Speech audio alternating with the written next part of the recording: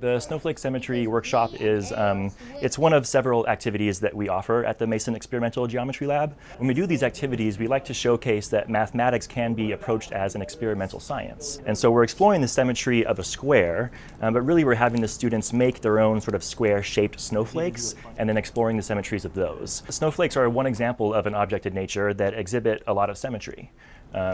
It's a good way to make a connection between the mathematical world and the real world. And so I think one of our goals is just to sort of generate excitement for mathematics in the community and maybe change some of those negative attitudes if they're there. And so that's what we're doing here today at Patrick Henry, and that's what we try to do whenever we go to do our activities with local schools and libraries and things like that. We just want everyone to know that math is a big, rich, interesting world, and it can be a lot of fun to explore, and we hope that our activities get some of that across. Okay. What if I go